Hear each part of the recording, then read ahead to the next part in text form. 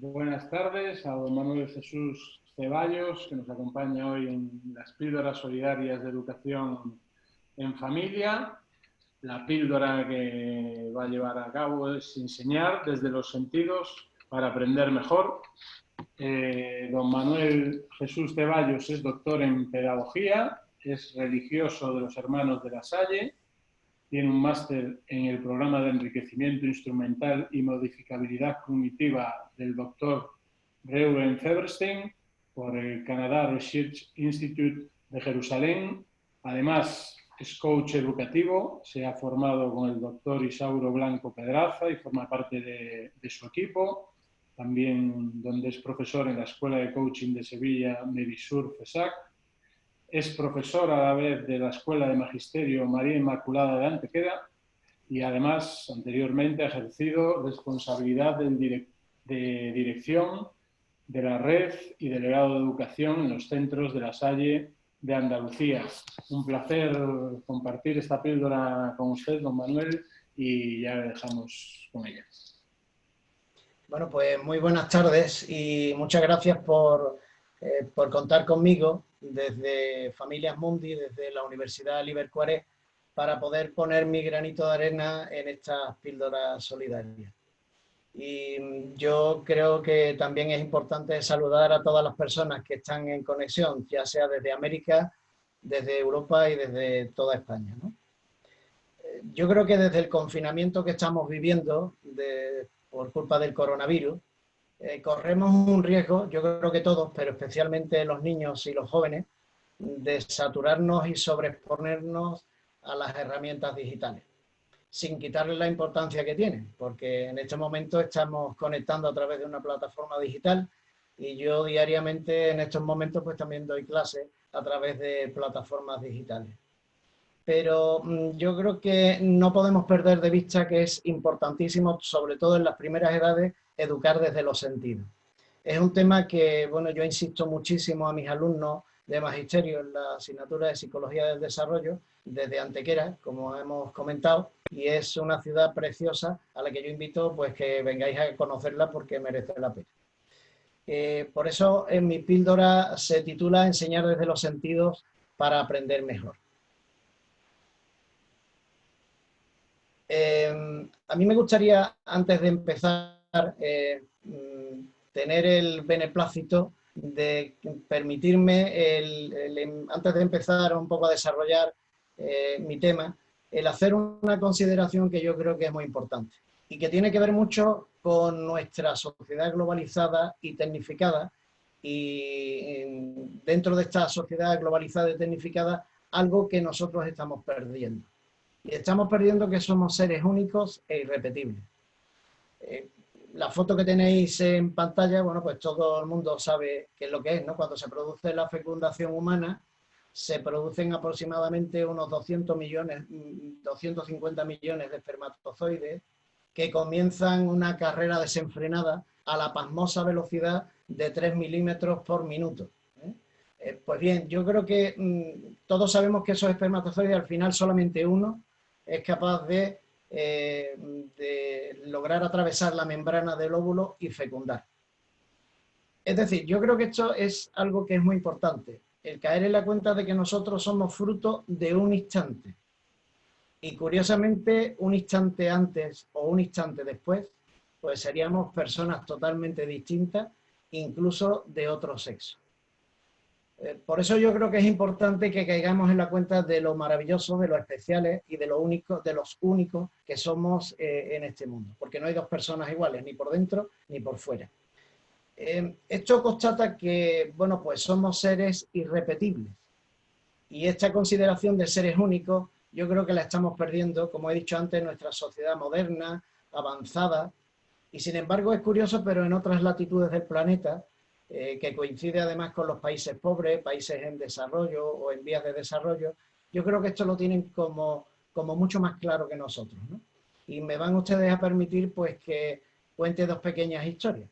La primera se sitúa en África, en las tribus de África.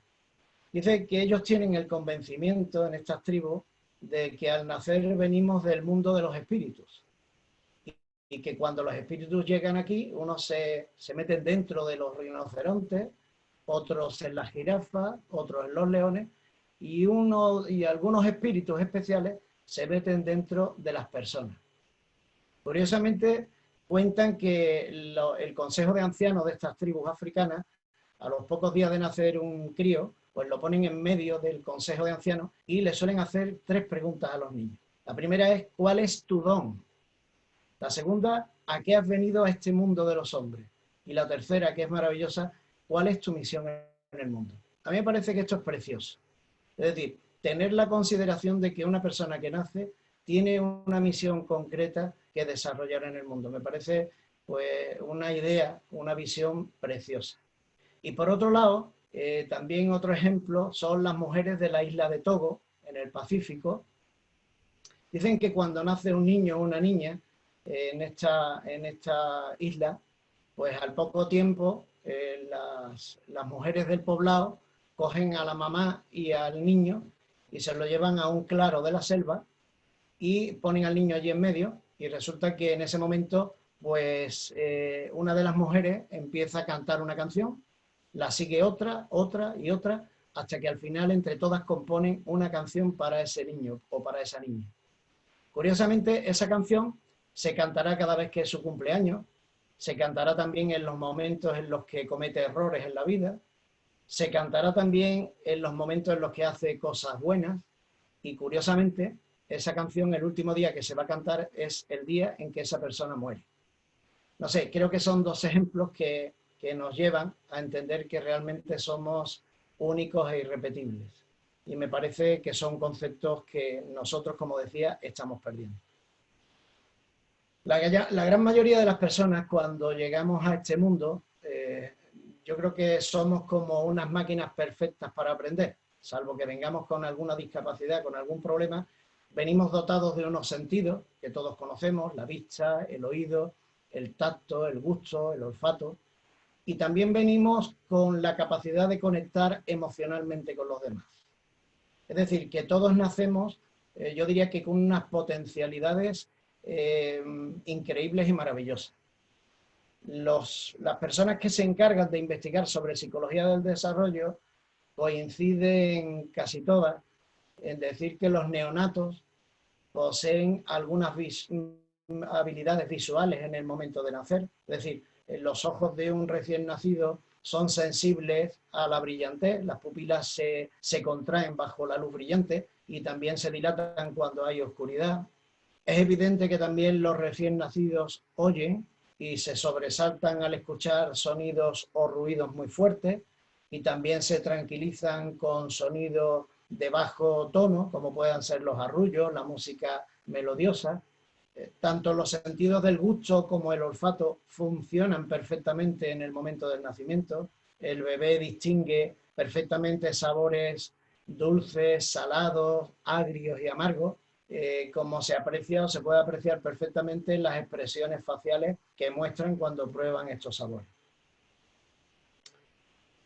El problema yo creo que se plantea en que no nos educan para utilizar ese gran potencial que tenemos a través de nuestros canales sensoriales. El gran maestro Leonardo da Vinci decía, creo que muy acertado,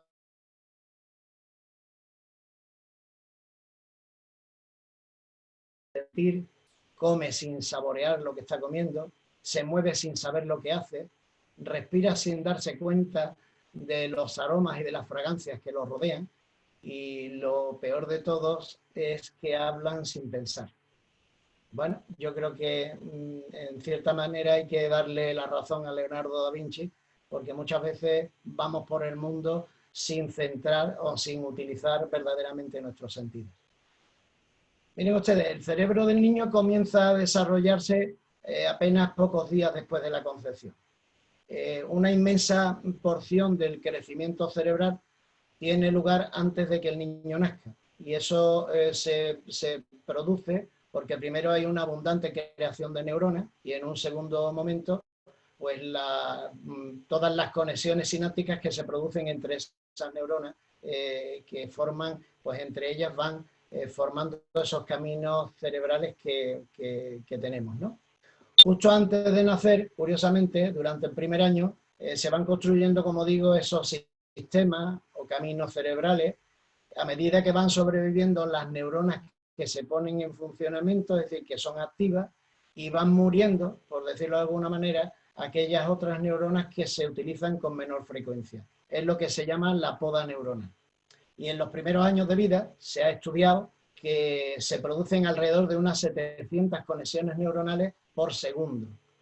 Estas conexiones neuronales pues nos dan la impresión o tenemos la certeza de que cuantas más conexiones neuronales, mejor será el desarrollo de nuestro cerebro, pero también será mejor el desarrollo de nuestro propio aprendizaje. En la vida cotidiana yo creo que todos recurrimos a todos nuestros sentidos. Es lo que llamamos nuestros sistemas representacionales. O bien también desde el mundo del coaching se le llaman las preferencias back o back-up, si incluimos el olfato y el gusto. Y esto lo hacemos porque nuestro cerebro necesita filtrar la realidad que nos llega. Es decir, vamos seleccionando la información que nos llega de nuestro entorno, porque si no, nuestro cerebro estallaría con tanta cantidad de información. Así de esta manera hay quien piensa en imágenes, otras personas oyen sonidos y otros captan mejor lo que son los aspectos emocionales. Por ejemplo, lo táctil, lo olfativo, lo gustativo. Ciertamente todos utilizamos nuestros sistemas representacionales, pero también es muy cierto que muy pronto sentimos más preferencia, más predilección por uno de ellos. Y esto es debido a que no se nos educan todos los sentidos con la misma intensidad desde edades muy tempranas.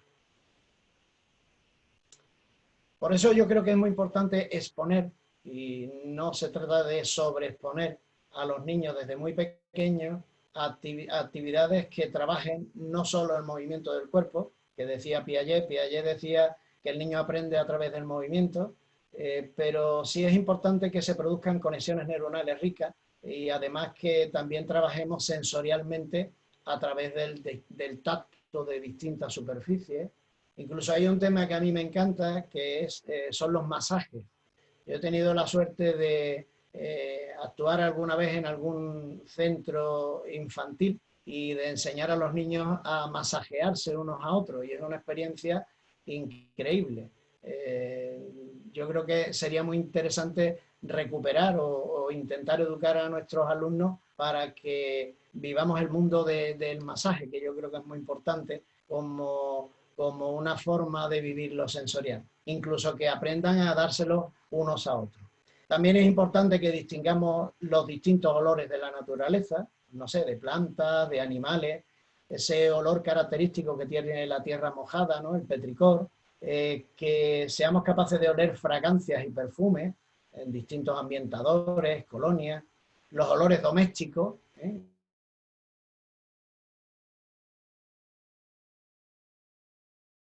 no tiene la experiencia de entrar en un colegio y el olor a goma o a lápiz le retrotrae a su infancia cuando estaba en el colegio. Yo creo que también la experiencia que aprendamos también a oír desde el silencio y desde la meditación, algo que hoy es muy complicado. Bueno, en esta pandemia sí que hemos vivido más de cerca lo que es el silencio, ¿no? No escuchar nada en una ciudad por las noches, por ejemplo. Yo creo que es importante que oír y sentir un poco el entorno, pero sentir también y oír a nuestro propio cuerpo. Una de las experiencias más bonitas que yo he vivido ha sido el, bueno, pues intentar que mis alumnos vivan desde esa meditación, utilizando la respiración diafragmática, intenten visualizar las pulsaciones de su corazón, los latidos de su corazón. Y realmente es una experiencia preciosa, que si nos paramos, merece la pena que se haga. Yo creo que trabajar con los sentidos y activarlos de manera adecuada hace que pongamos en funcionamiento una serie de neurotransmisores que son conexiones, en definitiva, conexiones químicas y conexiones eléctricas que se producen en nuestro cerebro entre las neuronas y que se pongan en funcionamiento y conecten especialmente con nuestros estados emocionales. Y me estoy refiriendo especialmente a las que tenemos en pantalla. Por un lado, la serotonina, que mejora el estado de ánimo de las personas, regula la digestión y la temperatura corporal, es decir, la homeostasis. Las endorfinas, que son importantísimas, que promueven pues, el estado de bienestar y la felicidad.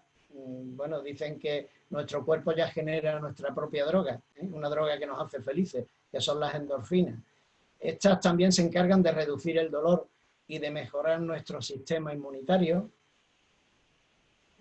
La acetilcolina, que mejora la concentración y la atención que hoy necesitamos tanto en la escuela, porque hacen que se active el pensamiento lógico, es decir, que las funciones ejecutivas del cerebro que están aquí en el lóbulo frontal, pues se pongan en activo poco a poco. Entonces es importante que segreguemos acetilcolina. La dopamina, que potencia todo lo que es el aprendizaje y la imaginación. Educar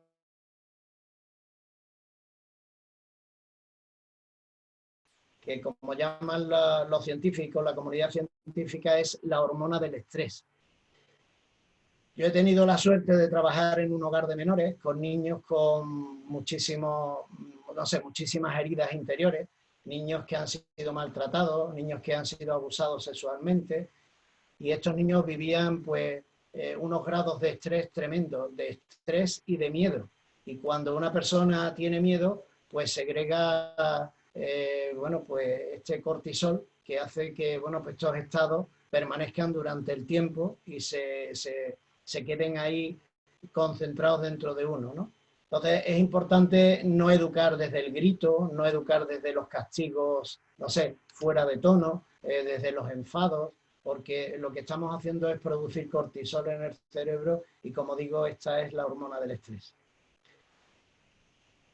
Uno de los problemas educativos que tenemos hoy, yo creo que se presenta cuando adormecemos los sentidos con el abuso de tantas pantallas multimedia. Me estoy refiriendo, como todos sabemos, al uso de tablets, móviles, televisión, juegos por ordenador. ¿Quién no ha visto, no sé, en una terraza, cuando están unos padres con su crío, que para que el niño no dé la lata, pues de momento le damos la tablet o el teléfono para que se ponga a jugar, ¿no? Todo esto yo creo que está impidiendo a los niños el mirar, el oír, el oler, el gustar y el sentir todo lo que les rodea. También somos conscientes de que también hay países que se están dando cuenta de esto y están poniendo freno. En los países nórdicos pues ya no se utilizan las tecnologías hasta que los alumnos no tienen entre 10 u 11 años.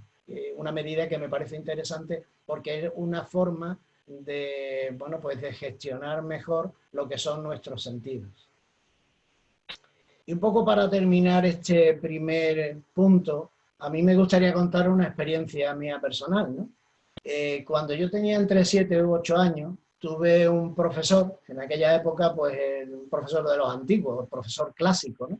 Pero, y además lo tuve durante 2 cursos escolares. Este profesor todas las mañanas, antes de entrar los alumnos en clase, cambiaba 2 cosas de lugar. Unas eran muy evidentes por su tamaño y otras eran menos perceptibles porque eran muy pequeñitas. Yo tengo que decir que hoy yo soy tremendamente observador. No sé si por esta práctica que hacía este profesor conmigo y con mis compañeros, pero soy muy observador y me basta entrar en un lugar para hacer una fotografía de todo lo que hay. ¿Dónde están situadas las personas, las cosas que hay, el mobiliario? Soy capaz de hacer una fotografía. Claro, yo entiendo que, no sé si por esta experiencia y por otras que he tenido en mi vida, ciertamente soy de los que su sistema representacional es tremendamente visual. Es cierto que también utilizo otros sistemas representacionales, pero indiscutiblemente yo soy visual. Y en el plano de las conexiones emocionales, que es el segundo elemento que me gustaría poner sobre la mesa, los padres de la programación neurolingüística de la PNL, John Grinder y Richard Bartlett, decían de forma muy gráfica que todos nacemos príncipes y princesas, pero son nuestros padres y nuestros maestros los que se encargan de convertirnos en sapos y en ranas. Y es que muchas veces los mensajes que se graban en cada ser humano entre los 0, 6, 7 años son tremendamente potentes.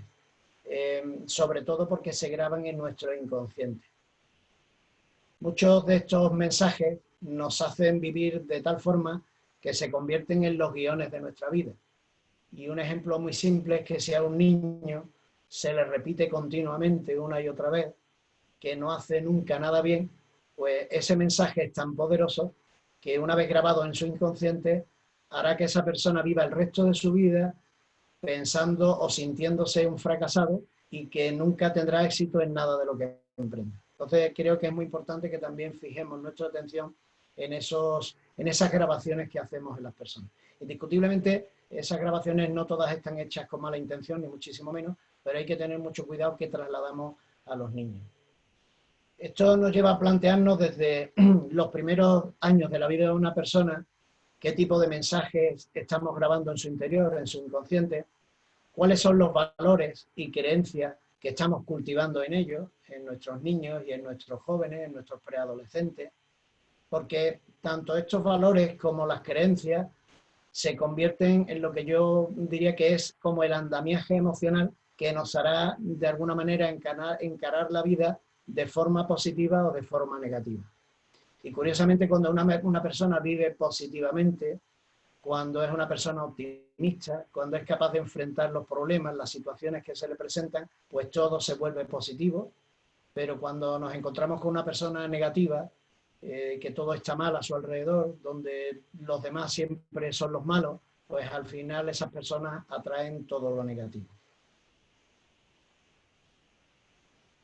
Y por otro lado, yo creo que se está constituyendo hoy como una especie de verdad indiscutible una frase que se le achaca al profesor Francisco Mora, que para mí es de los mejores neurocientíficos y fisiólogos que tenemos en España.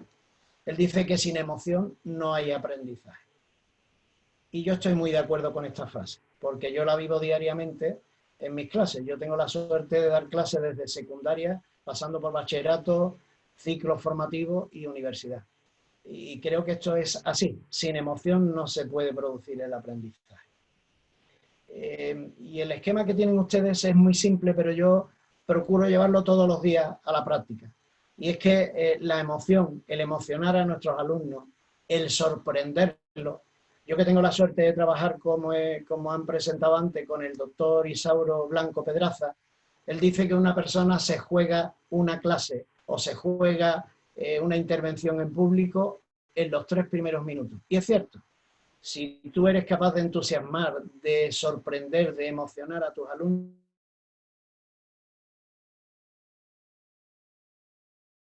vago que solo actúa cuando se le presentan retos. Entonces, si yo soy capaz de emocionar, soy capaz de sorprender a mis alumnos, de llamarles la atención con algo, con una metáfora, con algo, se va a producir una curiosidad en ellos. Y vamos a activar algo que hoy es importantísimo a la hora de dar clases, que es la atención de nuestros alumnos. Ese es el gran dilema en que hoy nos encontramos, mantener la atención de nuestros alumnos. Y cuando se activa la atención, ya tenemos las puertas del campo abiertas. Ya podemos llegar a una adquisición de conocimiento, es decir, de que se produzca el aprendizaje y se ponga en funcionamiento algo tan importante como es la memoria a corto plazo, a medio plazo, a largo plazo, que se ponga en funcionamiento. Y un poco a modo de resumen, no quiero extenderme mucho más, yo creo que hay 4 aspectos que hay que tener muy en cuenta a la hora de educar a los niños de infantil. Bueno, yo diría que de todas las edades educativas, porque yo creo que estos 4 elementos, estos 4 aspectos, yo procuro llevarlos a mis clases diariamente desde eso, desde cuarto de secundaria hasta la universidad. Me estoy refiriendo en primer lugar a potenciar la curiosidad, como hemos visto antes en el esquema anterior, porque esto hace que se active el cerebro y lo pongamos en modo aprendizaje. He dicho antes que nuestro cerebro es el órgano más vago del cuerpo, y es cierto. Nuestro cerebro se pasa todo el día automatizando cosas y automatizando acciones para no tener que estar pensando continuamente, para no trabajar mucho. Por lo tanto, el cerebro solo se activa cuando tenemos retos nuevos. Por eso es importante utilizar o potenciar la curiosidad y la sorpresa. Un segundo elemento, un segundo aspecto que también me parece muy importante es la verbalización y la repetición de las rutas de pensamiento, ya que esto va a favorecer la atención de los alumnos, que hemos dicho antes, la comprensión y el recuerdo, es decir, ponemos en funcionamiento la memoria. Yo creo que los alumnos en nuestras clases tienen que sentirse libres para decir lo que piensan y lo que sienten. Eso es importantísimo. Un tercer elemento o tercer aspecto que también me parece importante es emplear lo que algunos autores llaman el lenguaje del pensamiento, es decir, la reflexión sobre lo que se ha aprendido, incluso sobre lo que estoy aprendiendo en este momento. Es lo que llamamos la metacognición, el ser consciente de nuestros procesos mentales. Es decir, qué está pasando dentro de mí, dentro de mi cerebro, qué habilidades, qué destrezas estoy poniendo en funcionamiento, qué competencias estoy desarrollando a la hora del aprendizaje. Yo creo que es importante que este proceso de la metacognición, hay por ahí, no sé, el otro día les comentaba yo a mis alumnos lo de la escalera de la metacognición. Son 4 preguntas que yo creo que son básicas, que el profesor tiene que hacerse todos los días para ver si nuestros alumnos son capaces de reflexionar. Porque yo soy consciente de que nos puede salir una clase maravillosa, perfecta, muy bonita, pero igual si preguntas al final hoy qué hemos aprendido, igual los alumnos no han aprendido nada. Se lo han pasado bien, que no es poco, pero es importante que lleguemos al aprendizaje. Y por último, y no menos importante, yo creo que el clima es fundamental. Yo diría que tiene que haber un clima de confianza, de afecto, de cooperación, incluso de humor. Yo creo que el humor es una herramienta fabulosa a la hora de educar a los hijos y a los alumnos, porque hacen que se refuerce el proceso de aprendizaje y que los logros que se van generando dentro de esa dinámica, pues van creando no solo el propio ambiente, sino también el aprender a pensar y el aprender a cooperar entre todos. Me parece que son 4 aspectos que no se pueden olvidar a la hora de entrar en una clase. Quizás le damos demasiada importancia a los contenidos, pero creo que los contenidos deben estar supeditados a estos aspectos que yo creo que son importantes. Es decir, no se nos puede olvidar en nuestra programación, cuando nos exponemos, cuando nos ponemos delante de nuestros alumnos, que estos aspectos estén presentes. Y no quiero extenderme más, sino dejar, pues, como he dicho antes, estas breves pinceladas, pues para aprender mejor desde los sentidos y desde las emociones. Y, por supuesto, nuevamente agradecer a la Universidad Liber Cuaret y a Familias Mundi el haberme dado la oportunidad de participar en este foro que a mí me parece interesantísimo. Y nada más, muchísimas gracias y un saludo lleno de esperanza en estos momentos difíciles de pandemia, porque yo estoy convencido que entre todos lo vamos a conseguir. Muchísimas gracias.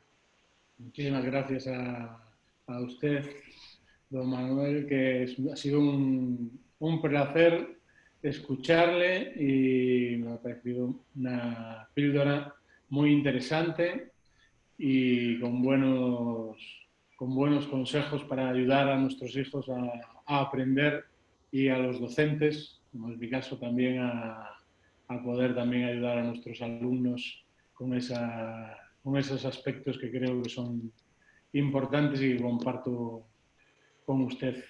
Un placer. Igualmente.